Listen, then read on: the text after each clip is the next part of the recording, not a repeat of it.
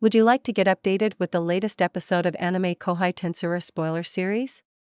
Support the channel and get access to both Tensura and solo leveling episodes, totaling 5 episodes each week from Monday to Friday. Check out her Patreon page if you get a chance. What's up guys, welcome to AnimeKouhai. If you'd like to help me out, please hit the like button and subscribe to my channel. Yuki himself acknowledged that he was 5 times more powerful than Jahil. From a divine standpoint, Laplace's existence value was a bit over 1 million, showcasing his exceptional strength compared to a demon lord seed. However, as an awakened demon lord, he was ranked at the lower end of the spectrum. Laplace's vast experience enabled him to fully utilize his skill, making him a formidable force. On the other hand, Yuki, still a saint and potentially on the path to becoming a divine spirit, had an existence value of around 2 million. Armed with the potent skill, Greedy King Mammon, and the sinister, anti-skill, that nullified other skills, he possessed combat abilities that defied quantification. Tyr's existence value stood at 2.4 million, surpassing Yuki's on paper. Her unique skill, Optimist, dampened her personal desires, allowing her to boost her physical capabilities threefold under specific conditions. However, this enhancement was effective only against lower-ranked opponents, making her the weakest among the group due to her lack of skill compared to Laplace. Of the group, Kigali possessed the highest existence value, nearly 3 million, which further increased to 4 million with the reinforcement of the Ruined Scepter. Despite her immense power, Kigali was more inclined towards a support role and lacked prowess in both close combat and long-range combat. While she had value in other aspects, her combat potential was not particularly promising. In stark contrast, Jahil's existence value soared to 14 million, a result of combining Jahil's strength with Footman's abilities. Jahil relished engaging in magical and close combat, especially against weaker opponents, reveling in tormenting them. With his sheer brute force, Jahil could easily overpower them if he chose to do so. Undoubtedly, it was the most dire situation imaginable. Despite being a genius, Yuki felt frustrated with himself for failing to find a solution to his current dilemma. He briefly considered whether he should have kept up his act of insanity a bit longer but decided against it. That was an option, but the best chance to save Kigali had been in that moment.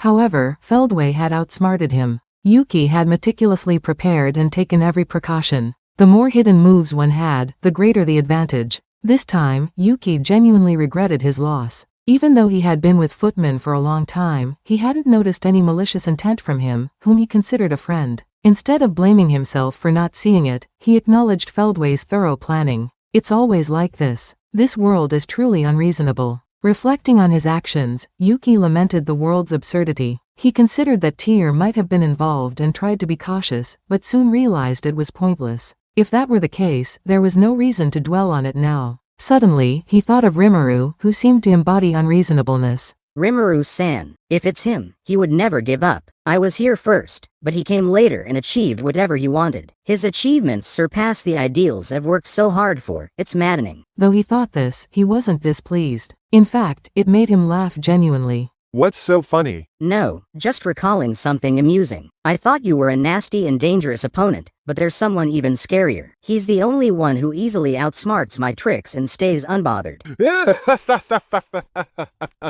Rimuru-san, huh? Yeah, he really is something else. Right? I'm not one to rely on others, but I'll make an exception here. He'll be here soon to support us, so there's only one option. Yuki smiled fearlessly. Yeah, that's true. Laplace laughed as well. Stalling for time was the only option from the start, so this decision is a bit overdue. Caught up in the moment, Kigali stood up too. All right, I'll do my best too. Tyr was also motivated. Yuki, Laplace, Kigali, and Tyr stood shoulder to shoulder, facing Jahil, who had taken over Footman. I'll avenge you, Footman. With Laplace's spirited words as a signal, the fierce battle began. Sylvia, in the midst of battling Leon, kept a watchful eye on Yuki and the rest from a wider viewpoint. Despite being outnumbered 4-1, Jahil held the advantage in reality. Yuki seemed to teeter between life and death. Although the wound in his chest appeared healed, the toll on him was evident. Luckily, Yuki possessed a rare constitution known as anti-skill, which deflected Jahil's fiery attacks, managing to keep the fight going.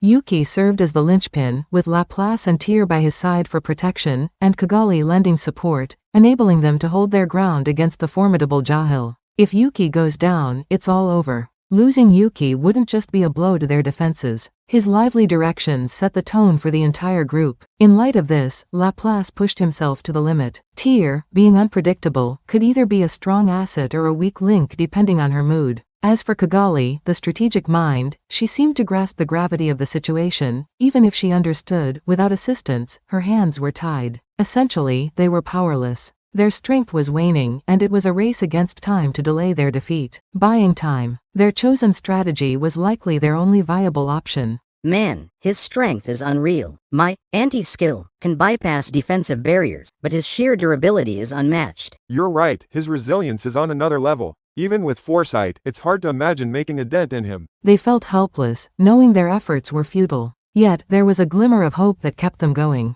They held onto the belief that Rimuru and the others would soon arrive. As El-chan mentioned, Rimuru's influence was truly remarkable. Even in his absence, he remained a beacon of hope for all. Sylvia shared in the optimism. Master, you may be too lenient with me in our matches, don't you think? Perhaps, in a battle of equals, impatience leads to defeat. Sylvia effortlessly dodged Leon's rapid slashes. Both were masters of the same set of skills and shared a similar mindset. They each knew exactly what the other was doing. Leon, however, was under Michael's orders to defeat the enemy. This created a distinct difference between those who could take their time and those who were pressured to win, influencing the battle's outcome. There was another factor at play, Leon's inner struggle. Unconsciously, Leon was fighting to regain his free will. This slight internal conflict was slowing him down, giving Sylvia an edge in their duel. This is what Sylvia believed. But why isn't Feldway stepping in? If he joined the fight, I'd be in serious trouble. On the other side, Yuki and his group would quickly fall due to the imbalance. Why hadn't that happened? Sylvia glanced at Feldway to understand his inaction.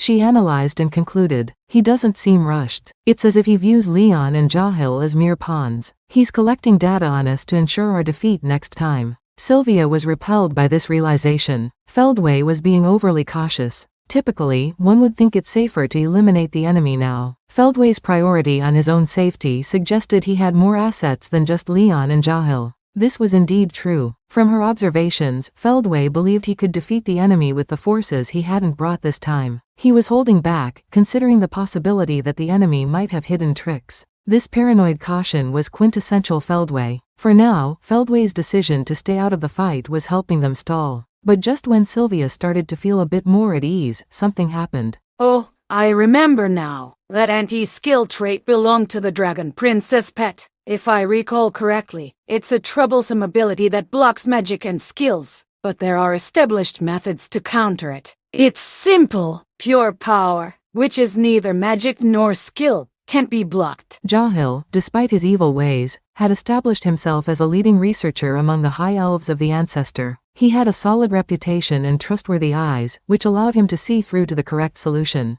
The power of anti-skill had been inherited by Milam's Chaos Dragon when it reached the end of its life, yet Milam's sheer strength overcame it, managing to seal it successfully. Unaware of this development, Jahil confidently altered his attack strategy without hesitation, resorting to brute force. In a display of sheer violence, Jahil used his own body as a weapon to relentlessly pummel Yuki.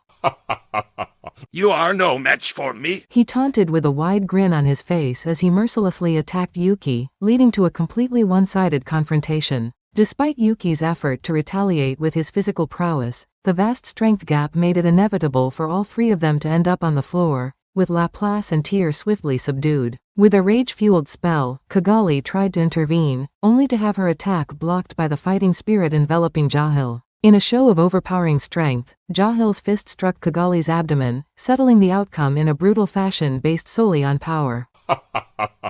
Do you see now the consequences of challenging me? So, Feldway, Dono, are you certain you want to dispose of them? Jahil sought one last confirmation, hinting at his boss's approval. Although Jahil might have harbored intentions to eliminate them from the outset, he aimed to make his superior look good. Do as you wish. Feldway replied concisely, eliciting an evil laugh from Jahil. Kazelm, my son, it's a pity. You provided valuable insights. But don't worry, I will soon have a new plaything to replace you right away. Jahil declared, channeling power between his hands. The fighting spirit coalesced and transformed into a powerful energy capable of distorting even space and time. The air crackled with intense energy, searing and ominous. It wasn't mere magic or skill at play here, but a raw, unfettered destructive force. This power was not just a threat to Yuki, but it held the potential to harm Jahil himself. Sylvia glanced over, her face draining of color as she realized the gravity of the situation.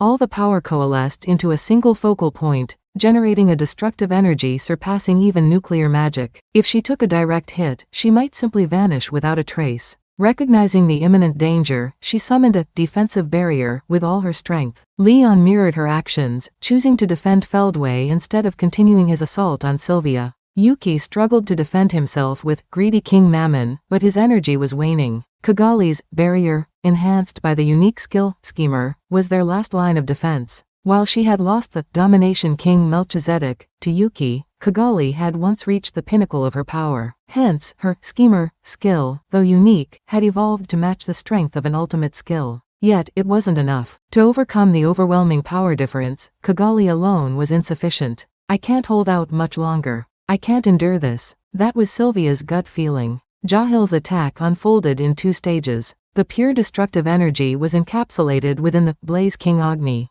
Once Kigali's barrier was breached by the fireball, the true onslaught would follow. All thanks to Jahil's staggering reservoir of magicules, an unimaginably dense concentration of energy several times greater than Sylvia's own. Even if she and the others combined their efforts, it would still be futile against this assault. Wasn't there anyone else who could intervene? As she pondered, Sylvia surveyed the 4 individuals frozen in place. Kigali was giving her all, yet it seemed ineffective, and Yuki was losing steam as previously noted. Then, what about the remaining 2? Tyr lacked an ultimate skill, and her defensive barrier was likely inadequate for such a scenario. In that case, their last hope rested with Laplace. Keeping this in mind, Sylvia turned her attention to Laplace and beheld a surprising sight. Huh? That face, no, it can't be. Beneath Laplace's shattered mask, a familiar visage emerged. A face she thought she had long forgotten, but one glimpse flooded her with memories. Sylvia couldn't help but cry out involuntarily. Run, Syrian! Yet, it was already too late. Well, farewell. I will shatter your soul and erase you from existence. Jahil's chilling words heralded the impending catastrophe.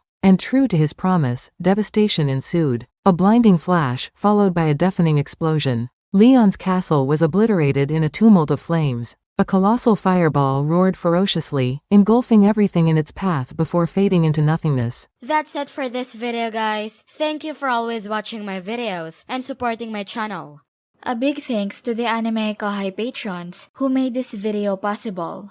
Jared Bressler, Chad Vota, Nate, Havox, Speed Saber, Curtis Loban, Judah Herrera, Just a Guy, Miss L.W. Hernandez, Jason Martin, Zach Rossan, Jerry Sladek, Ray Perez, Donald Williams, Moab A, Day of Light, John M, Godman Gaming, Markithian Tidwell, Adrian, Kumo, Sanketh Chelu, T. Bush, John L, Edgar Fuentes, JV, Thomas, J, Christ, Joshua Cousins, Vethelny, Khaled, Christian Deshazer, Cal Robs, Divine C. Harris, Panda Cats, DeAndre Nance, Monty Boy 98, D-Man, Ruben, Yuki Iki, Gray, Kamal Ebanks, Isaac, Koala King 93, Paul DeGrassi, Little 95, Quilly Buckner, Zephyrus, Alver, Normal Defate, L, Gary Miles, Dragon Spawn 666, J. Rule, Liron Sangkap, Lucas Gay, Jason Martin, Ekotski, Foolish Prophets, Ethan Madison, Sky T, Diego Ginoza, Andre Hamilton, Guy Ansley, Simon Road, Emperor WSA, Mika Espinosa, George Hage, Gobi Lin, Pratik Bandari, Arod Dare, Faiz Mansour, Jackson Early, Smexy, Carl Stephen Bernadal, Gareth Hashimoto, Steven Madison, Homelike Drop, Vasto Lord, Martin Ramos, Marl Barsha, Hansel Ortega, Karam Faraj, Efrain Hernandez,